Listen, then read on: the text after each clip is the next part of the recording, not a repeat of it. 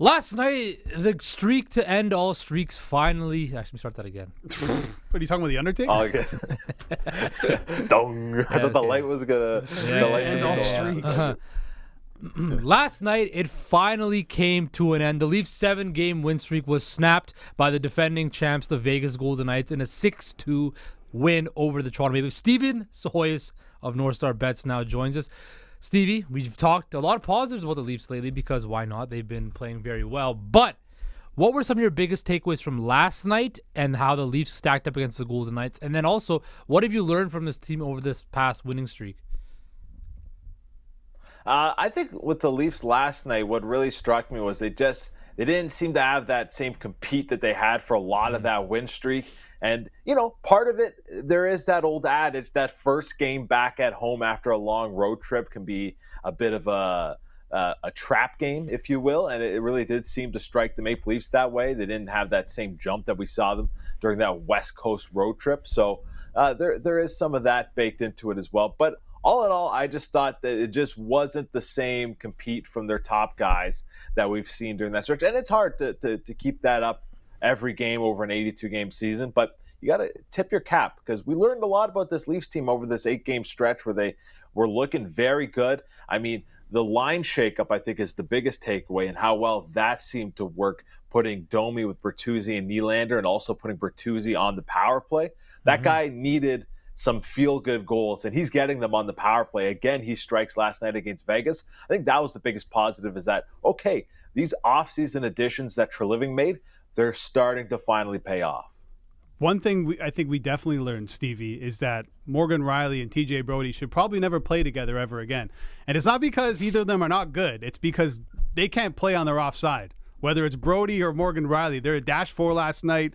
They were caught sleeping on the Barbashev goal. There was just mistake after mistake after mistake to the point where Simon Benoit at one point was playing with Morgan Rielly. But don't you think after that game, that emphasized the fact that Brad Treliving has to go out there and get a right shot D guy to play with Morgan Rielly? It does, and it obviously the first name that comes to mind is Tanev when you're talking about these right shot defensemen and getting someone to play on that side. But the big question is, what are the Maple Leafs willing to give up? Because we've seen this team in the past under Kyle Dubas push their chips in the middle. At least last year they did that. They really went for it at the deadline. This year, are they going to be as aggressive? They don't have their second-round draft pick for this season. Are they going to part with that first-round pick if it means only getting a rental? Or are the Leafs willing to give up one of these young prospects? A lot of the reports that have been coming out, Darren Dreger was talking about it on SportsCenter. He says that he's not quite sure if the Maple Leafs are going to give up a first-round pick for a rental or an Easton Cowan or a Fraser Minton. So if that's not what they're willing to give up, I don't know what they can expect to get in return. There's not a lot of top high-end right-shot defensemen with term available. You're going to have to probably settle for a rental, and it'll be whatever the Maple Leafs are comfortable giving up that decides what quality of player they get back in return. Yeah, so the Leafs are locked into a playoff spot pretty comfortably right now. But let's talk about the teams that are on the bubble. Looking at the Eastern Conference and the Western Conference, which teams do you think that are outside the playoff line right now get in, and who do they bump out? If you would have asked me this question a week ago, I would have said the New Jersey Devils. I bought some futures on the Devils to win the Cup a couple weeks ago. I was very lucky that I was able to cash those out and get most of my money back because I am not interested in this Devils team whatsoever. I think Jack Hughes is still playing through something.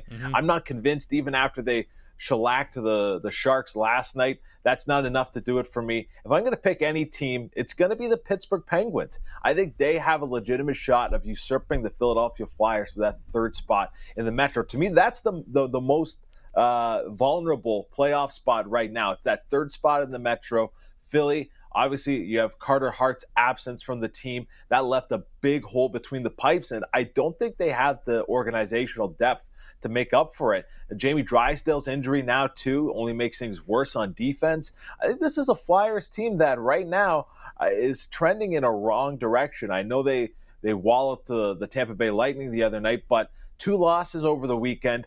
I'm out on Philly, and I think Pittsburgh, who's the only playoff team, the only non-playoff team with a positive goal differential, I think they end up getting into the playoff picture.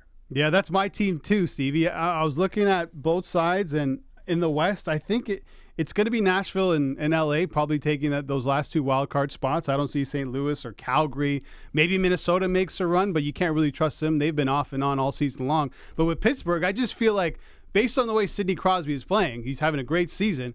He's just going to be able to will this team into the playoffs. And I'm not completely sold on the fact, and I was telling Justin Pooni this too, that Dubas is just getting ready to sell off everything at the deadline. I don't think that's going to happen. Dubas is known for being aggressive at the deadline. Last year, he brought in 6 players to the Toronto Maple Leafs.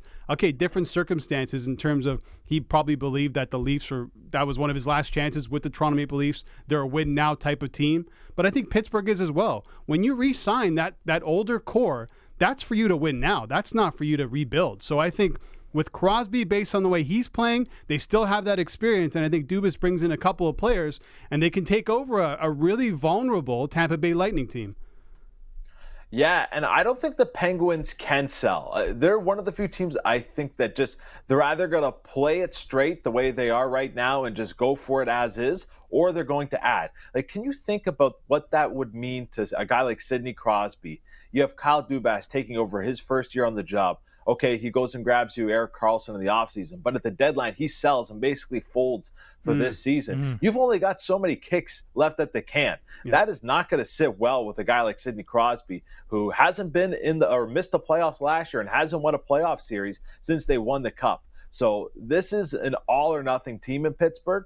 You think about the future after Crosby's gone, after Malkin's gone. You know it's not going to be good. They've already spent so many years trading away resources to win now. You're not going to start while these guys are giving you their last couple years of prime hockey. You guys are both missing the most glaring one. Stevie, you mentioned it. The New Jersey Devils. This is a team that took over the NHL last year. The talent is still in place. Yes, goaltending is an issue. Yes, Jack Hughes is fighting through something. But I'm looking at the standings right now. They're what? I believe the Devils are 5 points up behind the Flyers, right? And they have games in hand, I believe, on Philadelphia as well.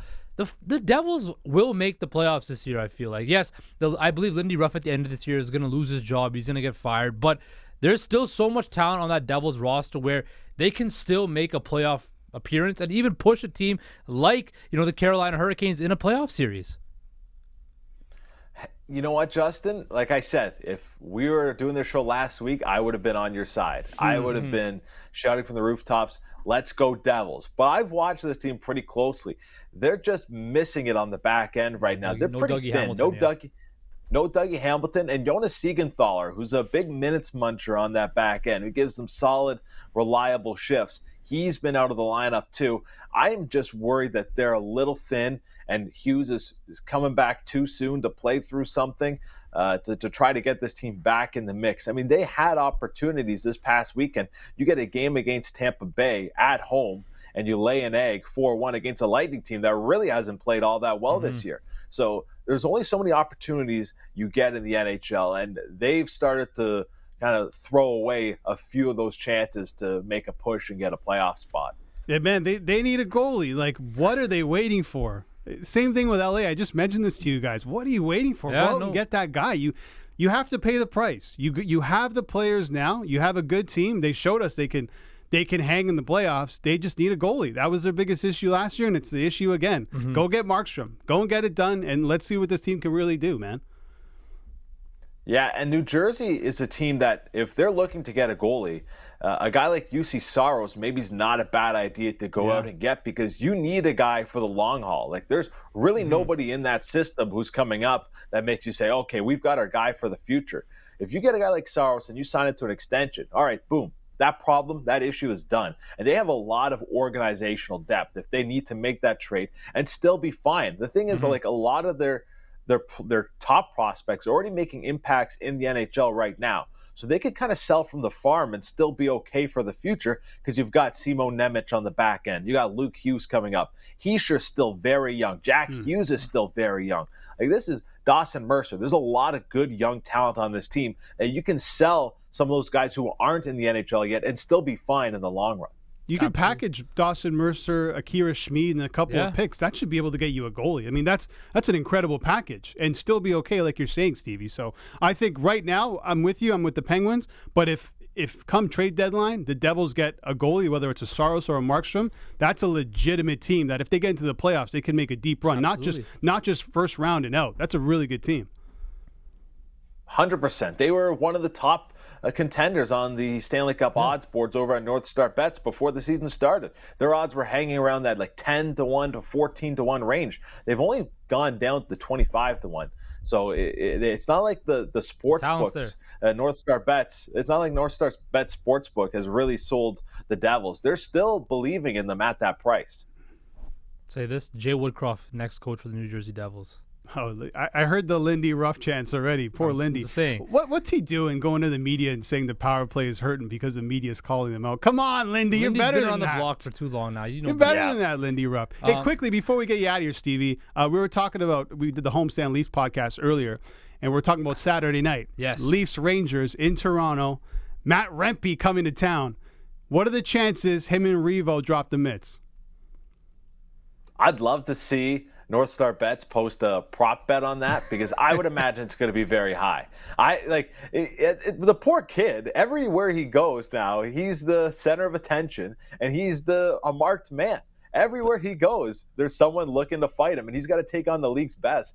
I think you are going to see that fight because if you're Ryan Reaves and you're playing in that game and you don't fight him, like, what are you doing? Like, that's your one job is to, kind of take on that tough guy. So I definitely think they will be dropping the mitts. But this kid, man, he's taken a beating since coming. But Stevie, don't you think it's good? It's good for the NHL and good to, like, in New York, he's one of the biggest stars in New York sports right now because of why he's dropping the mitts at the stadium series. He's dropping the mitts every game. Yes, he's getting fed a bit. He has a nice black eye that I saw on Twitter today at their morning skate where they face off against Columbus, where who was Olivier, gave him the business on the weekend, right? I think this is good. This is, he's finding a way to stay in the league. He's probably going to stick around now, I think, going into next year. So I think this is good for the NHL. Everybody's like, he shouldn't be fighting every day. He shouldn't be fighting all this time. But hey, if that's how you stay in the league, that's how Ryan Reaves stayed in the league. I agree. Like I'm still a proponent of fighting in the NHL. I don't think that should go. But I mean, this kid, it's like UFC main event card everywhere he goes. He's in the main event, and everyone's like he's fighting. He's having a UFC fight like every 2 days. He's got to slow down a little bit. I do think it's good. I don't get me wrong. I do like fighting in hockey, but I think Rempe, for his long-term, health and his success in the league, maybe not every night. Maybe once a week. What's wrong with that? Once a week. He doesn't need to do it every night, though. And it's who he's fighting, too. Yeah, his first fight in the NHL was Matt Martin in front of 75,000 people during the Stadium Series. He follows that up with Delorier, follows that up with Olivier, and probably going to fight Olivier tonight again. So he's fighting the best of the best, and the best of the best are going to want to fight the guy. That's just how it's going to be. I think, listen, he's going to fight. It is what it is. But I mentioned this to this guy. You probably got to get like a Rock in there or some old school fighter to teach him. Listen, you can scrap, but you can't be taking these many shots every single night. Like, it's just not going to last. No, there's no defense in his fight style. It's just that's what makes it so entertaining, though, right? Yeah, every fight it's a fun watch. And I mean, him and Olivier, if they go again tonight, like that Olivier, I was listening the other day, guys talking about it. They say he's got like the thickest neck they've ever seen in their life. Like, this guy is he's a compact. He's not a big guy, but he's very compact. He's stout. Yeah. Stevie, quickly before we let you go, 2 games on the NHL slate tonight. We mentioned the Rangers taking on the Blue Jackets and the Blues and the Oilers. Quickly, your best bets for tonight. All right, I got 2 plays, 1 for each game. In the Blues-Oilers game, I'm going with Jordan Kyrou to score a point. Slow start to the year, but he's got 18 points in his last 19 games. You can get that at -121 over at NorthStar Bets. I also like Zach Werenski to pot a point for the Columbus Blue Jackets. He's been better since coming back from a lower body injury, and I like him to get a point. He plays on that power play at -115 for tonight. Perfect, Stevie. We didn't drop the mitts this time, but we'll be sure to drop the mitts next time when it comes to some NHL talk. Take care, my friend. Yeah, I'm coming like Matt Rempe next time, guys. You better watch out.